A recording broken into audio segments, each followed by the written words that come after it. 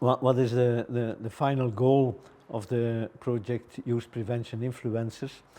But maybe first, to put it in the right frame, where did we find that idea, and what motivated us to take that over? Some 10 years ago, United Nations started to transfer responsibility for mental health from older generations to youth. And there started a big movement of responsible youth with a drive, with engagement, as a kind of ambassadors for mental health. And they started to unite, to meet at the yearly meetings of the United Nations in Vienna. And this group was growing and took actions more general on mental health. This is very interesting because at the same time, some years ago, Rotary International put mental health as a priority for Rotary International. So this fits in the same topic.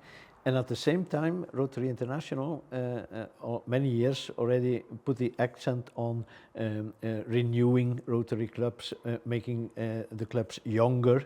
So mental health and young people are themes that are very interesting for Rotary International. I met those young people during the conferences of the United Nations Office for Drugs and Crime, which we follow with Rotary Action Group Addiction Prevention year after year. And the last 3 years, I saw that there developed within the group of Youth for Mental Health, there was also a group Youth for Addiction Prevention. So I learned to meet those people and those organizations involved in it. And at the same time, we had in Bruges a youth project with the name A Joint Effort Project, where Rotary clubs collaborated with 5 clubs of Bruges to train youth leaders from youth organizations to start with a drug policy in their organization. And this is already working for 15 years, so much longer than those organizations existed. And we were looking at that moment to actualize the project, to give it a new input and a scientific basis. And at that time, I met those young people working on addiction prevention. I said, okay, this is the right mix. And we started to develop the project Youth Prevention Influencers. And we cooperate with United Nations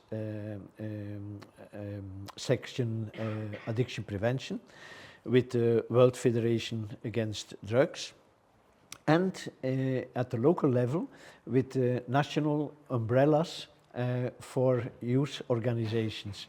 Because the project should grow to youth, for youth, by youth, and we saw our organization, Rotary clubs, Rotary districts, as facilitators, supporters.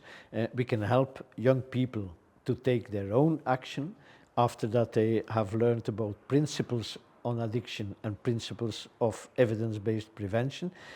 We can help them to start their own actions with the network we have, the influence on local levels we have, and especially with the finances if there are costs to the project. So I think this project is fitting in every Rotary club everywhere in the world, and it's the problem #1 in the world. If you look at mental health, and that's a priority now for Rotary, then we see that within mental health, addiction is the biggest problem in mental health. And addiction is a big problem because if we look at tobacco, we have 8 million deaths per year on the world. If we look at alcohol, it's 2 million deaths a year. And at the contrary, people think that substance abuse gives a lot of deaths, of course, 600,000, but much less than you would expect. At the contrary, the problems and the social impact of substance users is much bigger than this of alcohol users, which is on its term much bigger than the social impact of smokers, cigarette smokers. So, but the total, we speak about 11 million deaths a year only for addiction, which we can prevent. And to say it in Rotary terms, the youth prevention influencers and the social skill trainings, we call that the vaccination against addiction.